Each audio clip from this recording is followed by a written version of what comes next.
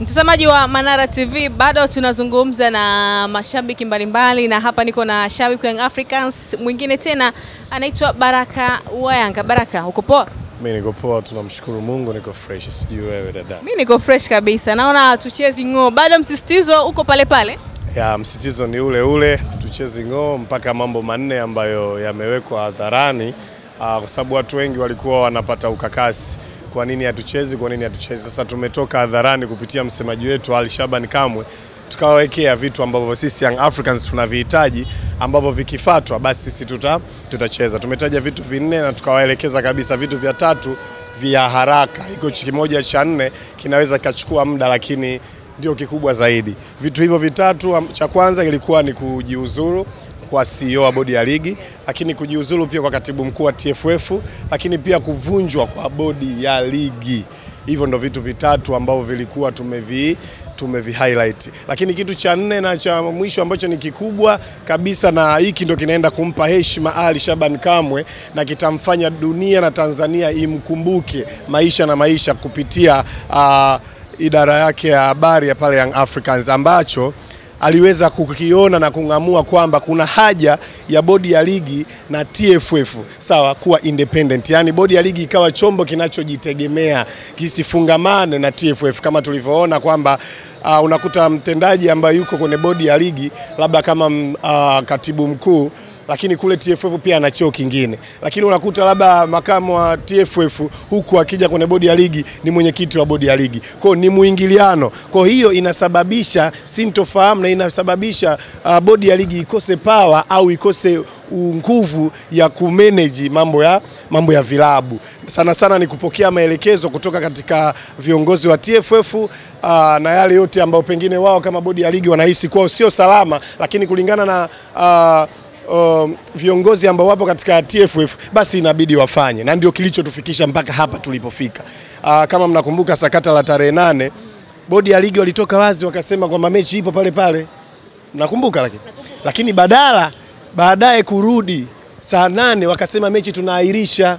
Sawa, wakatoa kwa sababu za kiusalama na sababu za nini? Za uvunjifu wa amani. Of which ni maelekezo yaliyotoka kwa viongozi wa TFF, si umeelewa? Lakini pia hii imeonyesha kwamba unapo separate bodi ya ligi na TFF unaokoa hata maelekezo kutoka watu wa nje ya bodi ya ligi na TFF kufikia katika bodi yetu ya ligi. Tumeona sasa hivi kuna skendo kubwa ambayo ipo na ndio imegunduka ndio sababu ya kuahirisha mchezo huu. Kuna maelekezo yametoka kutoka kwa kigogo au mtu mkubwa serikalini ambaye alielekeza kwa mechi hiyo isichezwe, na walisema mabouncer ndio wameizuia wa Young Africans. Lakini cha ajabu kumetoka na video ikionyesha gari la polisi linaizuia Simba Sports Club isiingie, yani imekaa katikati ya geti na gari. Maana yake polisi ndo wamezuia. Polisi wanapewa mamlaka hayo na nani? Maana yake kweli kuna udhibitisho wa kigogo kutoa maelekezo kutoka serikalini. Sasa Ali Shaban Kamwe anaenda kujivunia utukufu, anaenda kujivunia kitu kikubwa sana kutoka watu wa mpira na watu wote ambao wenye mapenzi na maslahi ya soka letu, kwa kuhakikisha kwamba siku moja bodi ya ligi na TFF viwe vyombo vinavyojitegemea kama tunavyoshuhudia katika nchi zote huko ulimwenguni, ni ambavyo hazijitegemei. FA inakaa tofauti kabisa na bodi ya ligi na TFF. Kama tunavyoona Uingereza kuna EPL, lakini kuna FA. FA inajitegemea na inafanya kazi zake kama kawaida ila kuingiliana na EPL. Kwa hiyo hilo ni kitu ambacho kikubwa kiukweli kwenye hili. Ali Shaban Kamwe anaonesha uimara na ubunifu wake na utemamu wake katika kazi ambayo anaifanya, ambayo ameaminiwa pale Young Africans. Okay, labda kwa haya yote ambayo yanaendelea, unadhani Karia anastahili kubaki kuwa rais wa TFF? Mimi binafsi yangu ninachokiamini ni kwamba tunapozungumzia masuala ya kisheria, sawa, unavyokiuka au unavyo violate sheria, maana yake unafanya misconduct kwa lugha za kisheria. Kinachotakiwa ni wewe ku step down na kuwa responsible kwa ulichokifanya. Hiyo ni sheria ndio inavyosema, na ligi yetu inaendeshwa kwa taratibu sheria. Simena ndio zinazoendesha ligi yetu ambazo zimewekwa na mamlaka za soka hapa nchini ambao ni TFF pamoja na bodi ya ligi, lakini pia zipo ambazo zimewekwa na FIFA ambazo ni lazima zifuate. Kwa hiyo kwa pamoja zinaunda sheria ambazo hazitakiwi kukiukwa. Sasa wao walichokifanya ni ukiukaji wa sheria. Kinachohitajika ni ku step down na wao kuwajibika juu ya hilo. Lakini kwa sababu huwezi kufananisha masuala ya kisheria na masuala ya kifamilia au masuala ya kijamii. Baba akikosea nyumbani huwezi kumwambia eti aache familia. Hapana, tutatumia busara. Lakini katika masuala ambayo yanaongozwa kisheria huwezi kuitumia busara, na ndipo hapo Young Africans tunawaambia jamii, tunauambia mpira wetu, tunawaambia Watanzania na Waafrika kwa ujumla na hata dunia kwamba busara Tanzania iwe basi, sheria na taratibu na kanuni zifuatwe, na ndio njia salama ya kuokoa mpira wetu. Okay, labda unadhani bodi ya ligi walichukulia poa wakati Young Africans wanasema kwamba hatuchezi, lakini mara baada ya muda kwenda ndo tukana kwamba juzi tarehe 9 kama sikosei ndo waliita viongozi na kwenda kuzungumza nao. Hili kwako unalizungumziaje? Hiyo ni kweli kabisa. Mimi hata sikupingi dada yangu. Ni kweli kabisa, hawa walikuwa wanahisi kama Young Africans tunatania. Lakini hii yote ni kushindwa kutrace back.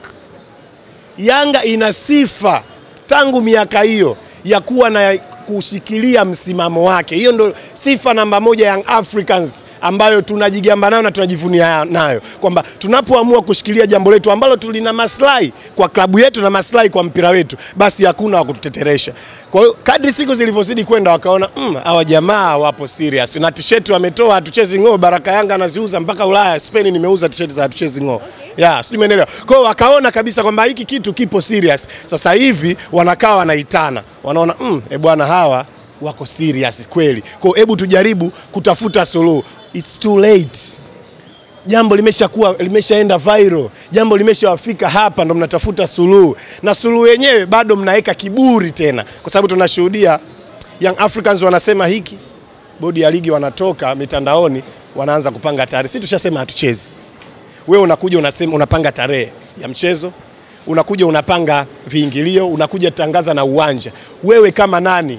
Wewe una mamlaka gani? Kwa sababu timu ya nyumbani ndio inayopanga uwanja na inayopanga viingilio. Sasa Boimanda anageuka kuwa msemaji wa Young Africans, au Kasongo anageuka kuwa msemaji wa Young Africans. Unaona kadri siku zinavyozidi kwenda wanazidi kuviolate sheria ambazo wameziweka wenyewe. Lakini pia tunashuhudia mzee wetu Mguto kila siku zinavyozidi kwenda anatumia miemko au jazba kuijibu Young Africans. Anashindwa kutumia hekima za uongozi wake kwa kufuata taratibu, kanuni zilizowekwa kuijibu na kuwasiliana na Young Africans. Mimi na uhakika hili jambo kama lingekuwa na viongozi thabiti na wenye uweledi ambao kweli wanaujua mpira na kweli wana sifa za uongozi, lisingefika hapa lilipofika. Lakini unaona kwamba TFF na bodi ya ligi ni wapo kwa ajili ya kuikomesha Young Africans, kwa ajili ya kubato na Young Africans. Sasa hiko sio kweli. Young Africans ilianzishwa mwaka 35, hakuna TFF, hakuna bodi ya ligi, hata nchi yetu haijapata uhuru. Kama tuliweza kufanya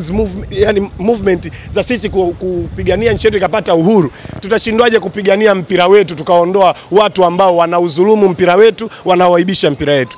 Sasa hivi vinavyoendelea kwenye mpira wetu ni vya aibu. Ligi yetu ya NBC imetiwa doa, imetiwa aibu. Inafika wakati mpaka mdhamini anajisikia aibu kuona kwa nini nimetia pesa yangu katika ligi hii.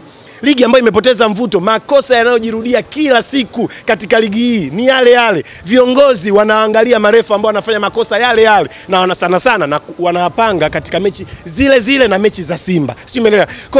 Kuna timu kama ndogo ambazo Namungo, kuna timu kama KMC, kuna timu kama Ken Gold, haziwezi kutoka front na kukiportray hiki kitu.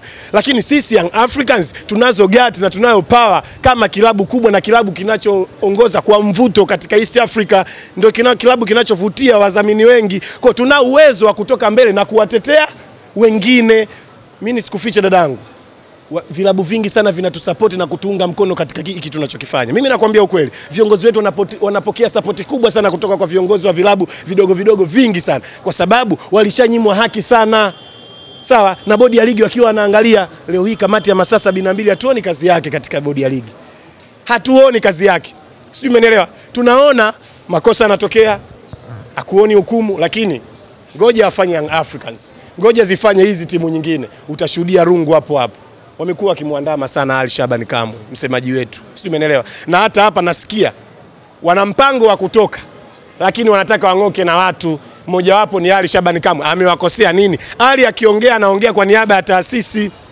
Unadili vipi na Ali? Dili na taasisi. Yeye anaandaliwa speech ya kuongea. Sijui umeelewa? Sasa kwa nini? Yaani amewakosea nini? Kunyoosha huu mpira ndo mumchukie? Ifiki wakati. Ndio maana nasema tunahitaji viongozi wa mpira. sio viongozi ambao wana maslahi yao binafsi au wanafanya kazi kwa maelekezo. Tukiwa na viongozi wa mpira wataongoza mpira wetu vizuri. Hata hili jambo ambalo Young Africans tunalitaka, wataliona faida yake kuitenganisha bodi ya ligi na TFF. Sio, umeelewa? Cha ajabu, kuna hadi baadhi ya wachambuzi wa ajabu na waovyo kabisa. Yani kwa sababu tu amesema Young Africans kwa bodi ya ligi na TFF inabidi vijitenge, pia wanakipinga. Hivi mtu wa mpira kweli unaweza kupinga kitu kama hicho? Akati ligi zote duniani zinaendeshwa kwa mfumo huo. Kwa tunashuhudia ligi ambayo inaizidi kuchafuka, na mimi naona solution ni moja tu.